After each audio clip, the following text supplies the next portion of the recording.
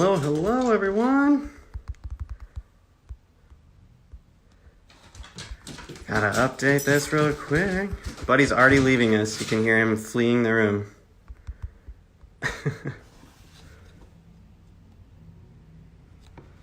Ay, ay, ay. Bye, buddy. We tried. Bye, buddy. Go find your other dad. Ay, ay, ay. Well, hello. Welcome back. Good to see you virtually again. I thought it'd be fun today if everyone would just pop in the comments where you're watching from, and perhaps what brought you online today. We'll be bringing Ryann Richardson in here in just a couple minutes, but I thought it would be fun just to see where you're all watching from and try to figure everything else out in here. All right. Oh, great. Someone's shouting out other nurses. I love that. Watching from Denver, San Francisco. Fantastic. New Jersey. Amazing. Evansville. I'm excited to have Ryann Richardson in today. I loved having her on the campaign trail. And I have a ton of questions that you submitted on Twitter and Instagram. I think it'll be a great conversation. But the thing I've been loving about these conversations is just how we sort of don't have an agenda. And I've appreciated having these authentic conversations with people that we all know, or most of us know, and then other folks on the campaign who you might not have gotten a chance to know, who I think are just brilliant, amazing people. And I want to share them with the rest of you because they made life so much easier on the campaign trail. They're also just remarkably talented human beings. And while we're all sitting here in isolation at home, I thought it would be a great idea just to share them with you. We didn't go live on Monday and Tuesday. Just to be honest, I wasn't feeling it. I was just a little down, and I think it's okay to just collect your energies, and like we've been talking about, just trying to be okay, being okay, and enjoyed spending a little bit more time focusing on home and on the dogs, hanging out with Peter and cooking dinner. So ready to jump back into some conversations this week. Ryan's fantastic. We're talking with Stefan tomorrow, who did fantastic things on the campaign. So I don't want to waste too much of our time, but just want to say it's nice to have you all here. Again, thank you so much for watching from all over the country, and it seems like all over the world. We'll jump in, we'll bring Ryan in, and hopefully we'll have a great conversation today. Let's try to bring Ryan in.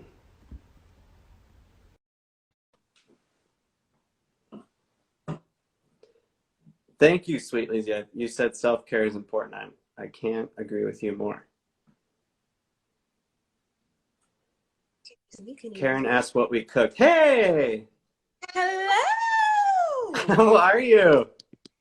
Hi, Chasten. How are you? Okay, you look fantastic per usual. I mean, baby, I just threw on some eyelashes. You know. No, thank you. Thank you. I was very excited to talk to you because I was going to get to test whether or not I can still make myself look like a human being. Again, it's been a while since I've been put to this task. Like, I am slumming it out here these days. No, you every time you would like come into a venue on the trail, we'd all be like, ugh, Ryann looks so beautiful. We're like living out of suitcases, and like every morning it was like, can I wear this shirt one more time without sending it to the laundry? Will anyone notice? Do a sniff test. I miss going to the hair salon. I miss Allie, my hairdresser. You know what? To be fair, so I commiserate because like I feel that about my nails, which are a hot mess. So I'm going to keep my hands down as much as possible, even though I'm a hand talker. But it has been so long, even before quarantine life, since I'd actually been in a hair salon per se. I'm one of these weird people who finds doing their own hair just like super soothing. Wow. Because up until, it's weird. Up until about like a month and a half ago now, I was running all the time. I mean, who am I telling? You know that running all the time life, Yeah. right? And the only like moments of solitude to myself that I felt like I really had were like hairstyling times. I love that. I'm hunkering down and I'm spending the better portion of the next 72 hours doing my twists. Good for you. And that was my meditation time. And then we go right back to it. I love that. The funny thing about my hair is it just grows out. And so like I can see on this side, it's just doing its thing. It's doing fine over here, but I think we got more hairspray in over here. So is doing the Corona dance. You know, I mean, like, Who dude, cares? y'all not gonna see the back of my head because I feel like I've like actually pulled whole twists out of my hair and been like, I don't need this anymore. I'll just leave it where it falls. It's weird. The only time I It's feel like I'm doing like the full works, you know, like shower, shave, do the hair like I did every day on the campaign, like make sure it's there, although it's hard now. And then like I'll even put like a spray of cologne on, walk past feet, like I'm ready for the excuse day. I'm me. ready for my 30 minutes on Instagram. Spray the cologne. I'm I ready. mean, you I'm can't here. smell me, Well, but it thank you makes so me much for feel getting put done up together. for me. So, Thank you. I appreciate it. I feel really special. I got all done up just for you, literally. you're oh, My you're my delivery wonderful. people, they're saying mess. Well, I'm excited to just hang out today, and I loved having you on the campaign trail. I think everyone on the campaign can attest to that. You're a wonderful friend of the campaign, and just a friend in general. Oh, But for thank you. those who are tuning in who maybe didn't get to meet you on the campaign trail or didn't get to see you out on the campaign trail, maybe just tell us a little bit about yourself, where you're from, where you're at now, and then Yeah, yeah, we'll start there. sure. So I am right now hunkered down at home in Brooklyn. You know, sheltering in place in Bed-Stuy. I've been in New York for almost 3 years now, but I grew up in the DC area, so I consider the DMV home. And went to college in Philadelphia, and that's the place I affectionately say I grew up. And I built my career in the consumer tech space. I was a marketer by trade and had a really awesome, like, decade-ish long career in a few really big companies. And then after my last big company, which was like this little on-demand app thing called Uber that you may have heard of, Huh. I kind of got bit by the startup bug and went down a rabbit hole of working for crazy startups that were trying to change the world or change how we move around the world. And my professional experience kind of in this tech industry was like super fulfilling and super fun because I loved my job, but also kind of highlighted or underscored to me what I think was probably my greater purpose. And it wasn't like marketing tech companies. It was, you know, thinking about how we use tech to better empower like historically marginalized people. I would see all the power inherent in the technologies that we were building every day and that I was marketing and building a user base around, and realize that we were oftentimes falling short of delivering on what that technology could do and how it could be effectively used to improve people's quality of life. And that very much shifted kind of the focus career and of my life, and then inspired a lot of the advocacy work that I've done as Miss Black America, before Miss Black America, what I will do after I am no longer Miss Black America, and also certainly inspired kind of my decision to throw my hat in the political ring with you guys over the Yeah. last couple Well, months. that was my next question. So, Hmm. you had an interesting resume, and then you ran and you won the title of Miss Black America. What was that like for Hmm. you? And then, what did you most enjoy about that title and that platform? Let's see. So I had competed in other pageants when I was younger. I remember I was going off to college and I was going to a private university, and I needed money to pay for this university. I had a few scholarships from college, and I remember my parents looking at me like, "We saw that tuition. What you doing?" And I needed to figure out a mechanism to fund my education. So I started competing in pageants actually to raise scholarship money, and did that all throughout my collegiate career, and realized that what started as a means to an end to get some scholarship money had kind of become my new sport, All right? Like I grew up a competitive athlete, and by the time I went off to college, I wasn't playing a sport anymore. And then I realized I was playing a sport. It was actually pageants.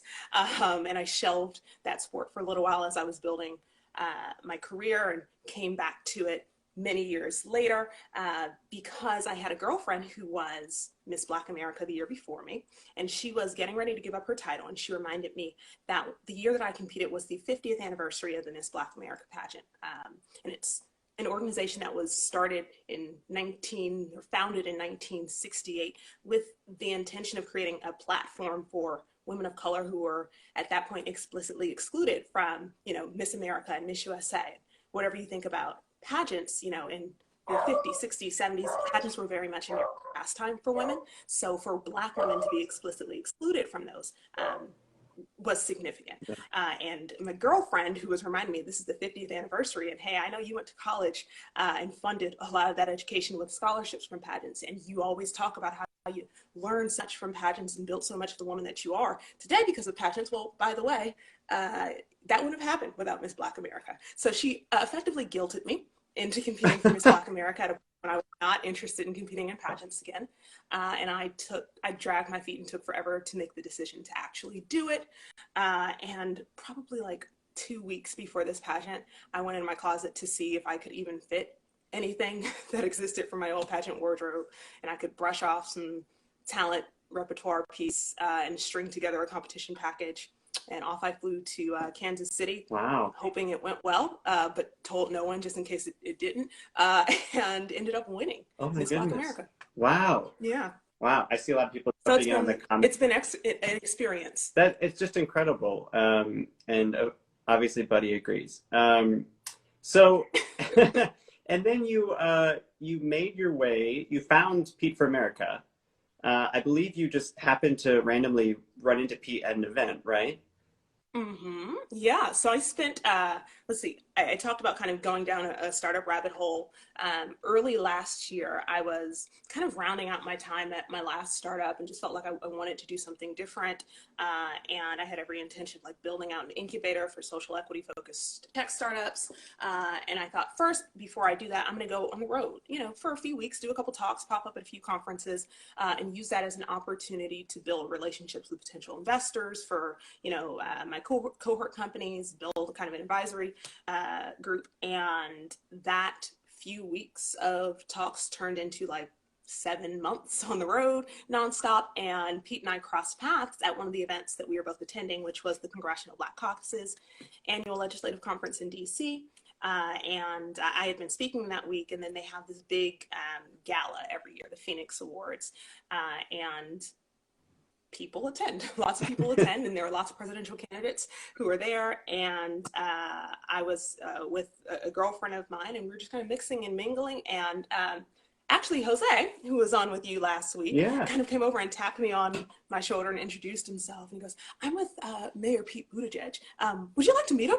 And I'm like, "Yeah, sure, why not?" Because I had been paying attention to the primary cycle and am probably more political inherently than folks who don't work in this space are. And I had questions and I was curious. So I, have told the story since that, I met Pete over like a glass of wine and immediately like jumped into drilling him about social equity and racial justice, and was super impressed. Because I don't just tell you why I was impressed by your husband. I figure you're probably impressed. No, please by do. him as well. Got nothing That's but how you time. end up here. I was super impressed by him, and I found him to be really thoughtful and possess a certain kind of insight about these concepts of like social equity and racial justice that are so important to me that I had not heard from a politician before. I had certainly never heard, frankly, from a white male politician anything that sounded like this, and I appreciated kind of his honesty and kind of the earnestness that he came into that conversation with.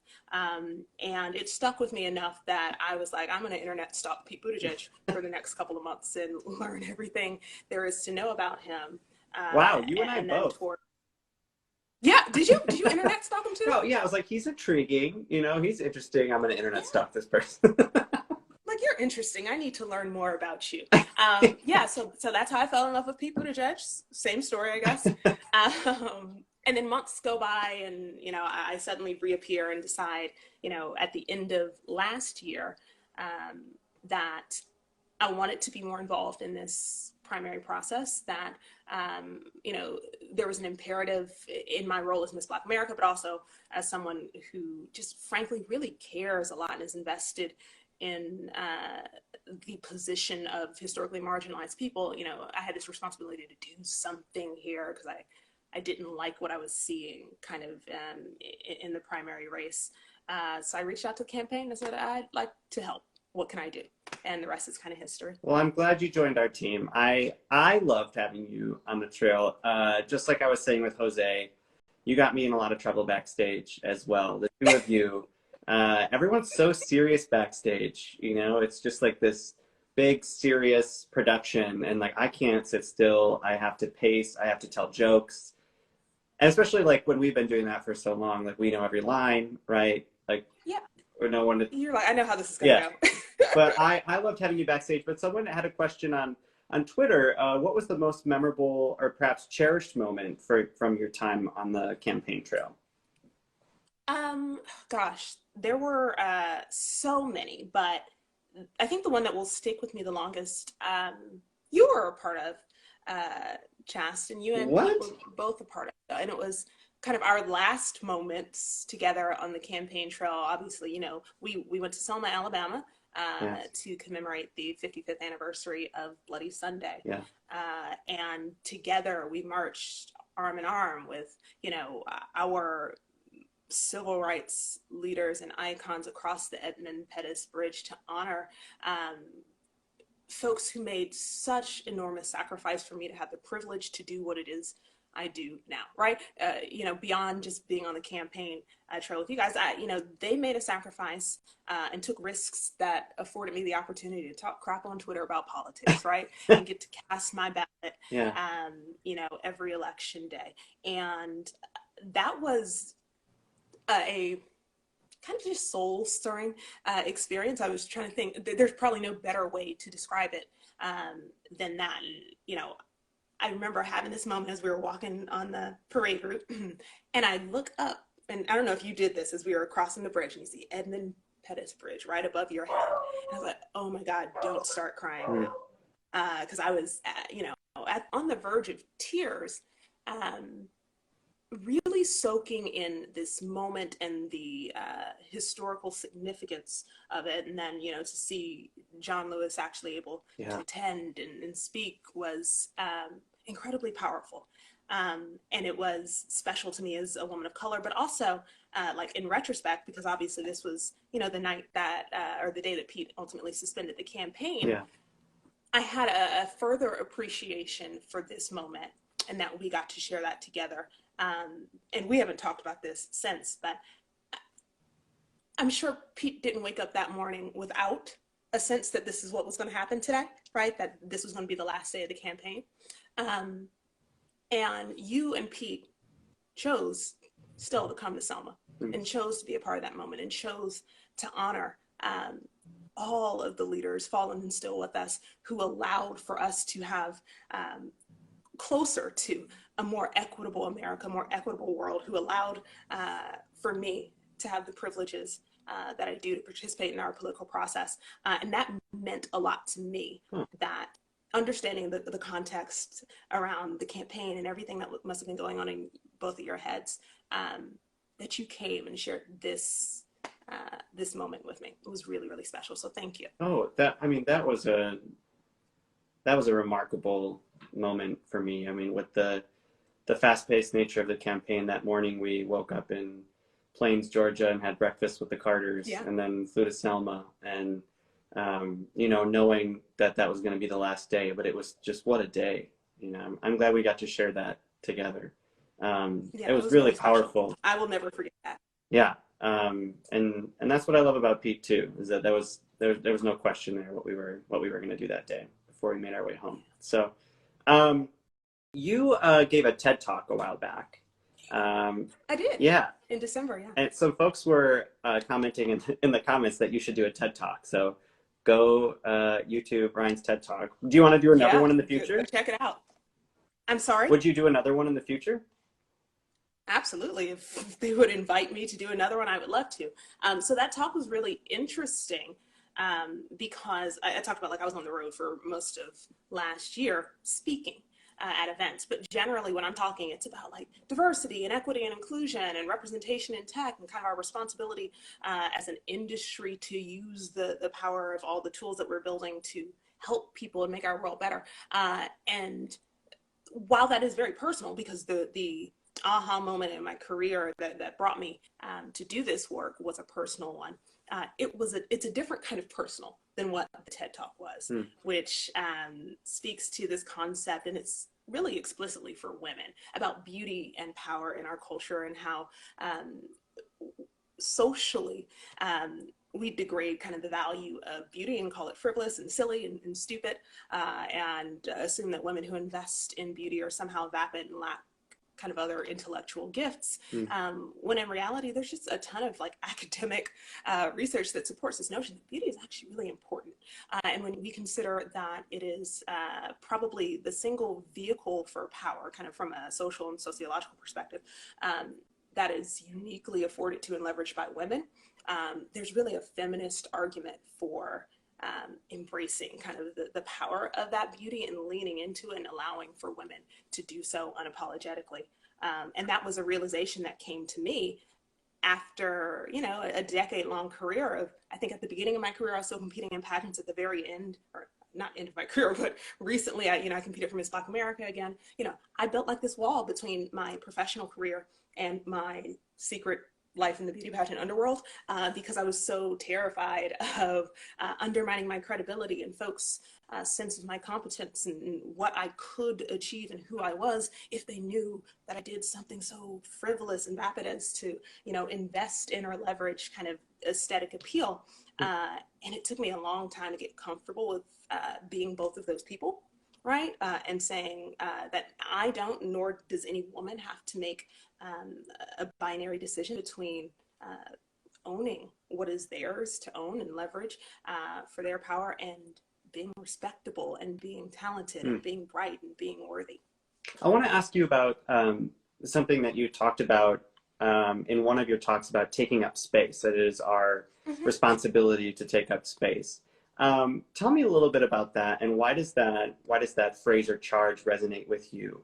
And then perhaps I'm wondering, have you ever been made to feel, or I shouldn't say have you ever, how have you been made to feel that you are not worthy of space? Yeah, that's such a good question. So, you know, and the talk, I think I know which talk you're talking about. There's this I internet line stalked you. Oh, thank you. It's the highest honor. There was this line in it that was almost kind of like an afterthought when I wrote the speech, but I realized it's really the center of the message. And I was speaking to women in particular because of the event, but this applies to women and people of color, and LGBTQ folks, and frankly, anyone in a marginalized group that sits outside of kind of the predominant majority. But it's women are taught, you know, or that we are taught as women, like, to be us, to be a woman is to be small, you know, to be anything other than, frankly, a cisgendered, straight, white man of means just to feel lucky, right, to be here, right, to have the privilege to exist in space, but know that you better not occupy too much, because if you do, you'll be reminded that you're not really welcome to or entitled to be here. It's a favor that you are. And the kind of inspiration for the talk and the message and the greater social impact campaign that was built around it came out of like my experience when I was working at Uber. And I talk often about how my years there were the turning point in my career, where before that I was very clearly a marketer and I like building brands, and that's what I was focused on. After that, everything revolved around kind of marginalized communities and making the industry better for them, making companies work better for them, making the world work better for them. Because, you know, I think everyone now knows about an infamous toxic culture that Uber was riddled with for many years. And I lived through it. You know, I was a woman of color at a company where women were in the minority and people of color, or underrepresented people of color, were in the extreme minority. I worked in our East Coast headquarters of probably 500-600 people at that point, and could count the people of color on my hands. I was in almost any room going to be the singular voice for women, and if not, definitely the only voice for Black people. And I remember feeling this just sense of empowerment and isolation, and knowing that I stood out like the sore thumb kind of culturally within the company, that my lived experience was not aligned with that of the norm there, and that the culture was so rooted in the lived experience of the norm, you know, the old boys club or the young bros club. And it was like, you adapted to this and assimilated to this, or you drowned there, right? And that was reflected in kind of the revolving door of talent that came in and out of the company that weren't folks that fit that bro culture. And I realized like what I did as a coping mechanism while I worked there was not something I had been raised to do, was not something that my mother and father had taught me to do, was probably counter to everything I thought I ever would do until I was faced with that challenge. And that was, I started to shrink myself, right? I started to shrink myself and mute myself and put my head down and just try to get the work done and go unnoticed, right? Because if I could hide in plain sight, then I would not poke the beast, right? Like I wouldn't provoke the ire of the predominant culture that really was not inclined to include me here, but would leverage my talent, leverage my labor, and remind me that I'm lucky to be there. And I realized like that is so fundamentally flawed because I'm shrinking myself knowing wholeheartedly that I earned my place here. I earned this space. And I would think about it as like my literal desk space, but I earned this space and that space, and frankly, any other space I want to enter into. And as I started the tour last year and chatting with folks before this concept really was a talk and a movement, so to speak, I started hearing other women talk about the same experience and other people of color talk about similar experiences in the industry where we're like, we shrink ourselves, we hide ourselves. And I realized that the rallying call that really united us all was this need to be really deliberate and intentional in occupying space, right? And understanding that it's like an act of rebellion. It is active rebellion, but it is necessary. It's required, you know, if not to carve out the space for ourselves, certainly to ensure that the other folks who look like us and experiences are more aligned with ours that come behind us will have some space to exist in when they get there. Thanks for that, and thanks for sharing that. It's really powerful. I'm just thinking like it's hitting really deep with me. You know, Jose and I were having this conversation last week about how that resonated with us. Oh, I see there's a connection issue. Let's see if we can get Ryan back.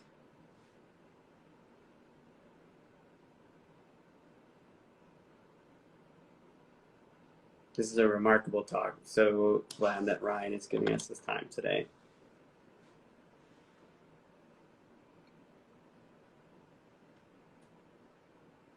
I'm hoping that Ryan reconnects.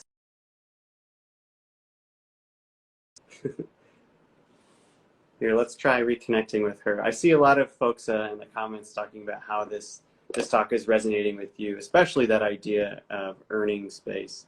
There we go.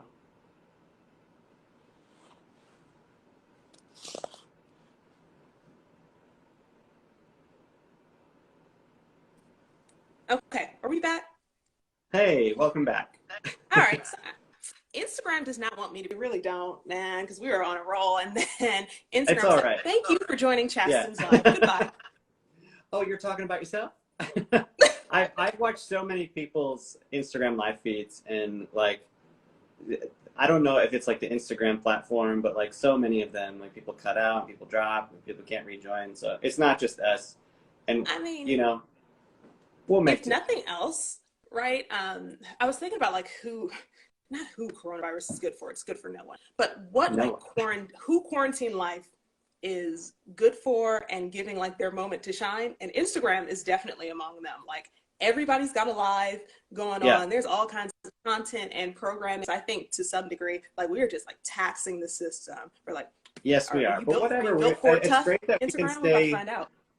connected. You know, it's physical distancing. We can still be social. We can still be connected. So I want to jump back into what we were talking about before the interruption. Yes. Jose and I were discussing something very similar last week, and with this conversation of taking up space and sort of trying to assemble ourselves into a person that makes other people more comfortable rather than, you know, standing with our shoulders tall and like living in our own identity. You know, you and I chatted a little bit about this on the trail, but I mean, and you talked a little bit about how it affected you personally. I'm just wondering, you know, when you're When your identity is called into question, when gatekeepers are debating your identity and then your worth in a community, how did that resonate with you on the campaign trail, and how has that affected you outside of just the campaign trail? How's that affected you in your own personal life? Yeah, I think so. The way that it has affected me, and I think affects so many of us in kind of underrepresented communities or historically marginalized communities, is we start to frankly adapt our ourselves and the way we live and the way we move to optimize for kind of like the to live in this performative manner, right? We Yeah. optimize for kind of like the external gaze, right? You know, am I suitable enough? Am I palatable enough? Am I enough? Right? Whatever that word is, am I fill in the blank enough to suit someone else's needs and sensibilities, rather than asking ourselves like, am I happy? Right? Am I honoring who I am? Am I pursuing the things that bring me joy and purpose and fulfillment? And this is challenging, right? This is like real kind of fundamental or foundational training, social training that happens to all of us that don't exist as part of the predominant culture. We learn to see ourselves or live relative to how someone else sees us, right? And that is really difficult to unpack. And I would lie if I told you that I have mastered, but I'm mindful of that. I'm mindful that I was trained to do this. And I have to like affect. Oh no, this connection. Oh,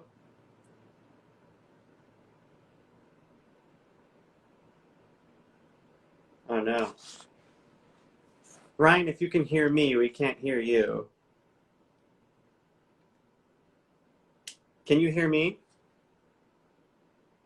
So I think our connection is, yeah. So that we're gonna,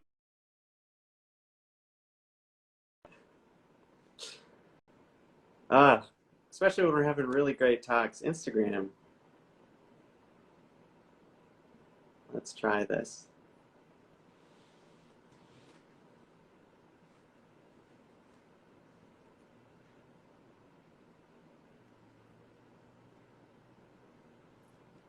Are Hold you on there? now. You hear me? Okay, this I connection is can. Yeah, ghetto. I'm not feeling it. it, Like, this it connection hates is us. so 2020 right now. Oh no. Oh my Okay, gosh. there you And are. I am Okay. actually, hold on, let's, So, okay, um, I think we're good. thank you Be for good. thanks for sharing that, and for being willing to be vulnerable. We've been having some pretty heavy conversations on the live stream I'm recently, just like and I think throwing that's that's all right. I think it's really important that we have these conversations. Um, a question was submitted on Twitter that I think is really powerful, and without going into too much punditry, the question essentially says there were so many discussions and issues centering around race in the 2020 primary, and white allies didn't always get it right. How do we do better? Oh, okay. It's a great question. So I'm going to answer this personally, and then I'm going to answer, I don't know, academically. So the first thing I will say is everything I'm going to say here is a reflection of my lived experience, and I'm only one Black woman, right?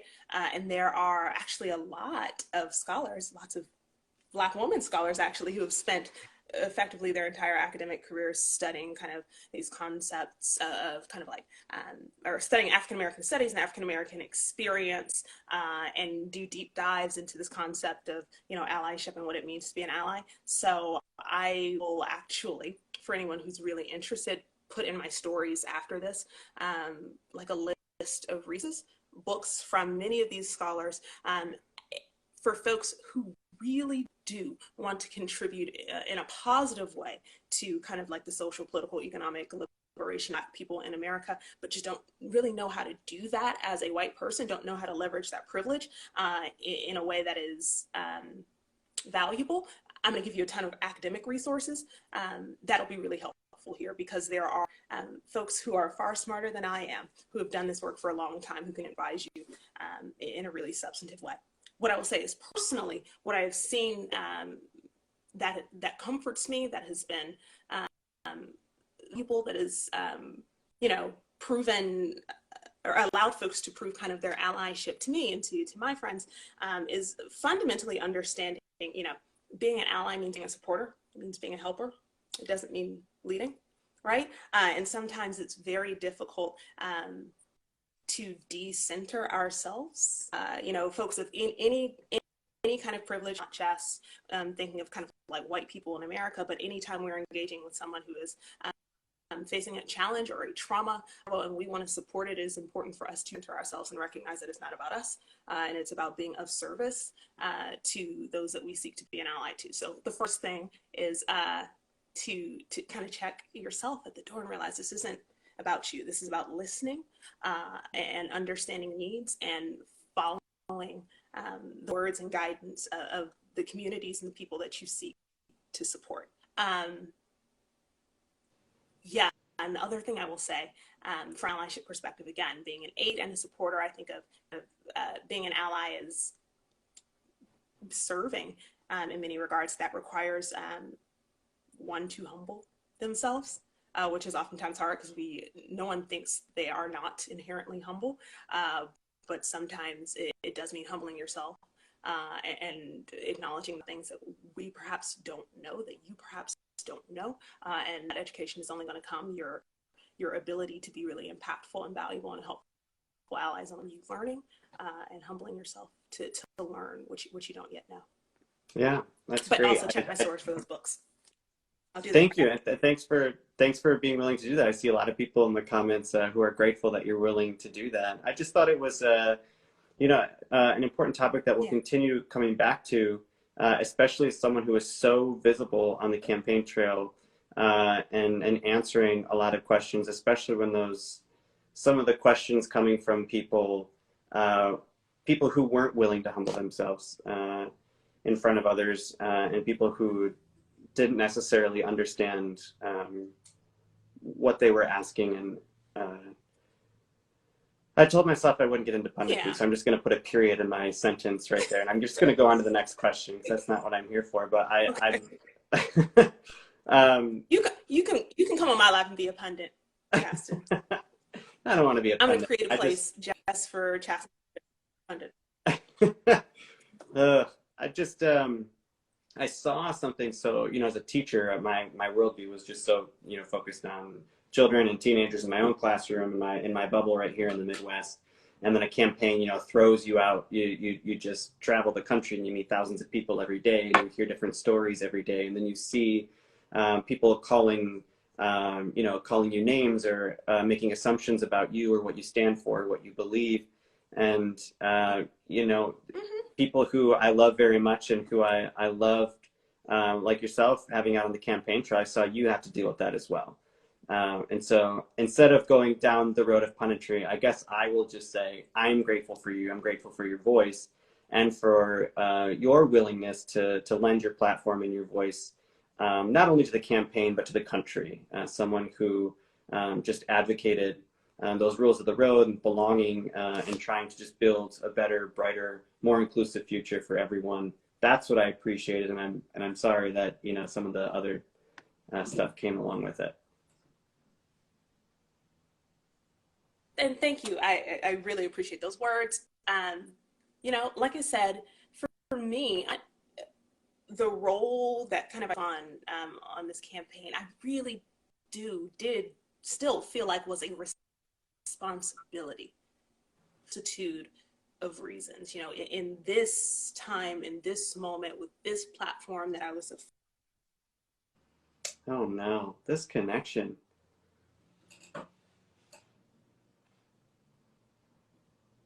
Oh dear. Instagram does not love us today. All right, can you all hear me?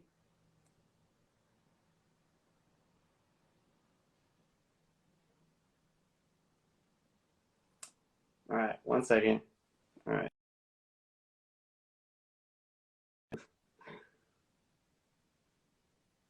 Okay, let's try this one more time. I know we got to wrap up anyway. We're running over time, but we're having a great time. So do it one more time.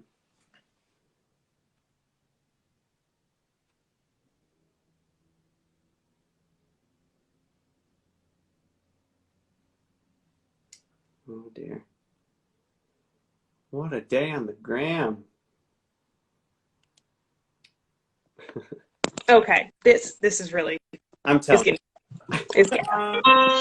Oops. It's like Yeah, Instagram is listening and they're like, "Are you saying something important? you dropping too many gems, girl. Please leave and post a dog picture." You gonna That's have to stop. Oh, I should. I'm gonna start posting pictures of my dog. People don't even know I have a dog. You have a dog? He's a Puppy at the boxer. bottom of my staircase here is whining that he Yeah, doesn't know it's after 3:30. Show me, Ellington is your dog upstairs. here? He's. If I call him, he might try to escape. He is. I think he's trapped Okay, somewhere upstairs. please But post a picture. yes, next time, or I'll send pictures. I'll post pictures right after I post a list of reading resources. So Thank you. book All right, list, last two Ellington. questions. A lot of people are wondering, would you ever consider running for office yourself? I have gotten this question in my DMs probably every single week since February. Perhaps is the answer. Uh, you know, I think I probably am taking a cue from Pete here in that I kind of reconciled that I could run for office, but I don't want to run for office to run for office, right? I don't want to hold an elected office just to have it.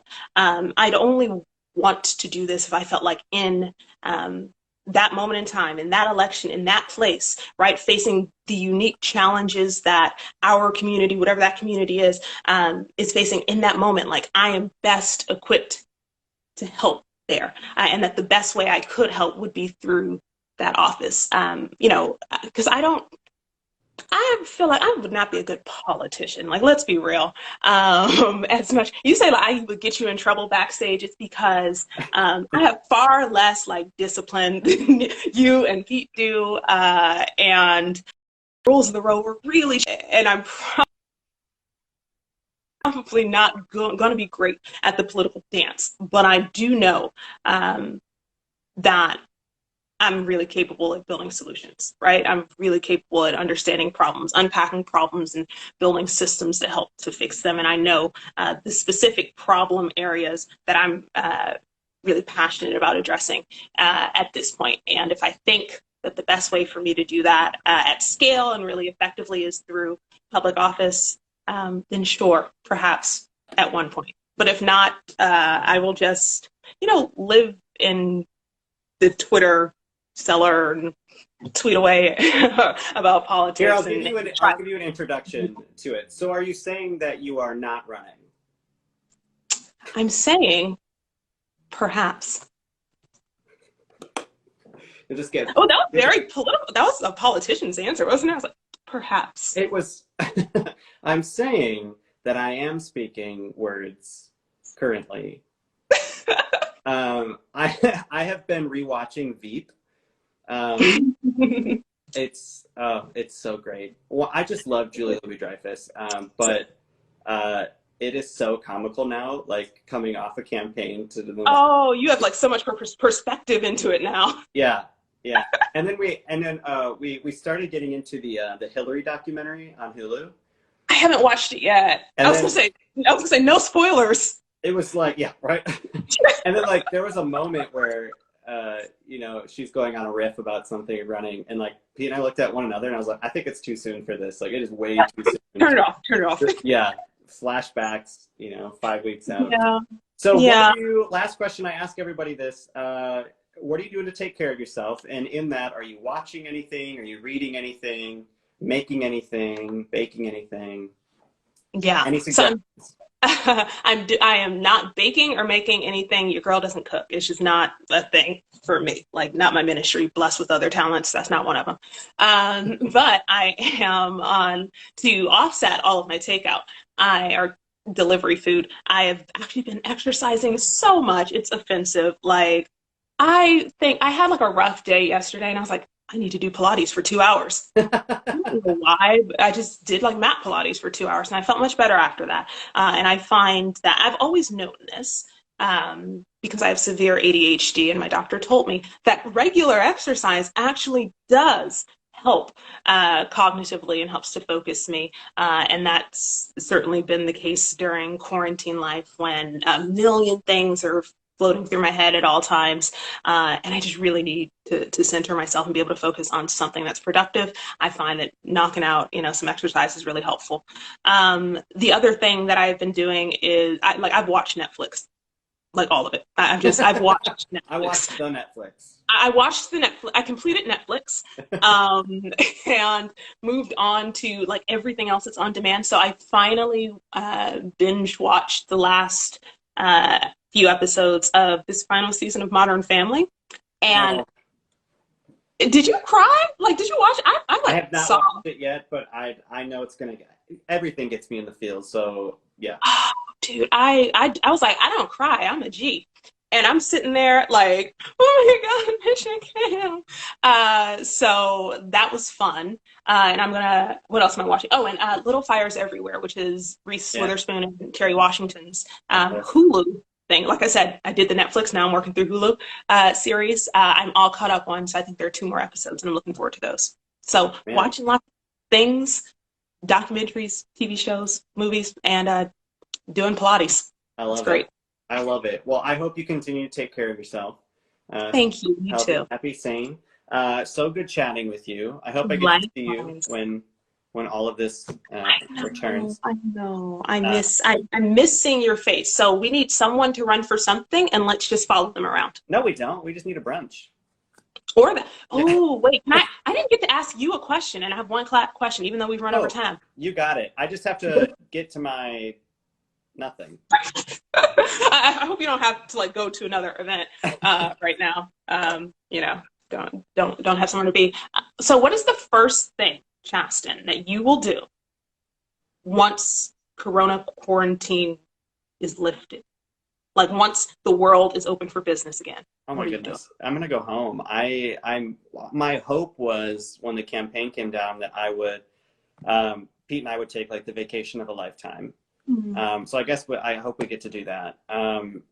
And we didn't, he did he did Kimmel and then we I went home. saw it. So That was, good. we had like quite the vacation plan. I want to say I had the vacation lifetime plan. Then my hope was to go see my friend in Alaska and go see my friend in New Ooh. Zealand, and just like travel and see my friends and like go spend quality time with my friends and my family. Mm-hmm. Especially go home and see my family in Michigan, Yeah. which we haven't gotten to do. So I just look forward to seeing all those people that I love so much that I didn't get to see for, over a year. Yeah, And so, absolutely. the weird thing is Yours is so much nicer than mine. So you're like, I'm gonna go see people and go. I'm like, I'm going to a brunch at a place that has a patio and bottomless mimosas. yeah, that sounds really First good things too. first. That sounds really good too. I don't know, like the cocktail hour here in isolation, it's not like as exciting as it would be with like a group of good friends. I don't Oh yeah, it's a little sad, right? Like my solo happy hours, you're like, this might be the start of a problem. know. But Yeah. quarantine Ryan, it is was so good chatting with you. good to talk to you, love. So good to see you. Thanks for everybody joining us. Say hi to Pete and your parents for me. I I love will. them all. Of course I will. I think Pete's downstairs building a bookshelf. Of course he is. Of course he is. Yeah. Of course. All right. Much love. I'll see you soon. Bye. Bye-bye. All right. Thanks everyone for sticking around today. It was a long chat, but a great chat. And we're getting into a lot of topics that I think we need to continuously cover and dive into because they don't get talked about enough. And now we've got time and we've got the space. And I just really appreciate everyone coming along and submitting your questions on Instagram and on Twitter. And just remember, it's physical distancing, not social distancing. So make sure you're checking in with the people in your life that you love on FaceTime or Zoom or Marco Polo. And don't forget, and I know she's watching, call your mom. Bye, everybody. See you tomorrow with Stephen Smith.